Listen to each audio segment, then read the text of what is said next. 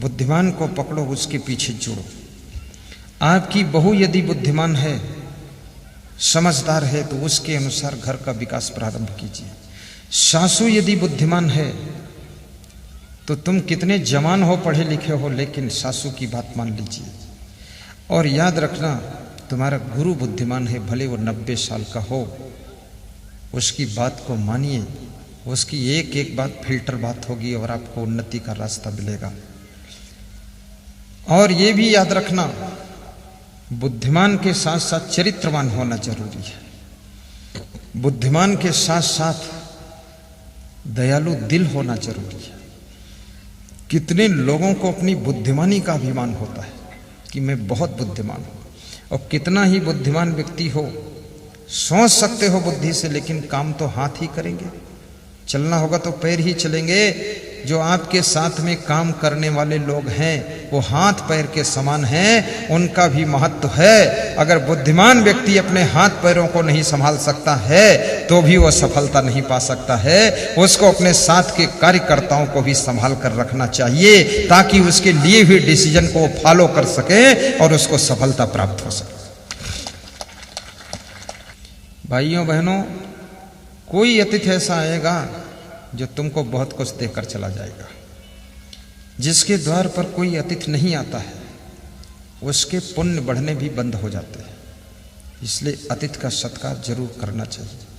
शिव पूजनम, जिसके घर में भक्ति नहीं होती है, सत्संग नहीं है, भजन प्रवचन नहीं है, जिसके घर में केवल खाना पीना भोगना सोना, राक्षसी प्रवृत्ति का जीवन है, कोई सत्संग की बात ही नहीं है, वो घर हमेशा दुख में डूबा रहता है। जिसके घर में सुबह प्रवचन की कैसेट बज रही है, कल छिंदवाड़ा से लोग आए थे, 5 लोग कह रहे थे आपका प्रवचन टीवी में केवल 15 मिनट ही आता है, ऐसे 20 मिनट आता, पर उनको 15 मिनट ही लगता है।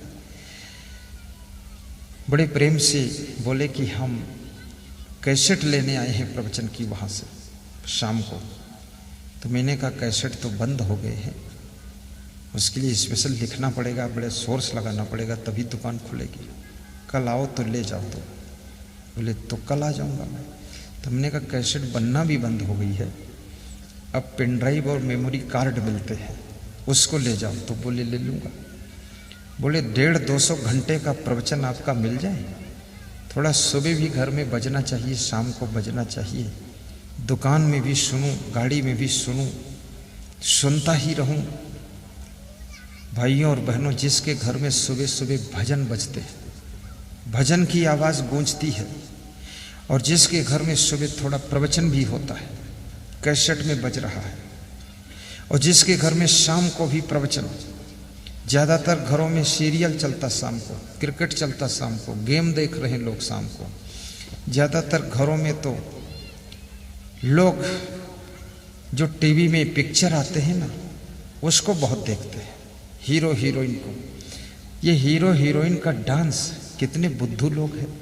ये हीरो हीरोइन तो पैसा कमाने के लिए कमर हिलाते हैं, और तुम उनकी कमर क्यों देख रहे हो? तुमको क्या मिलने वाला है?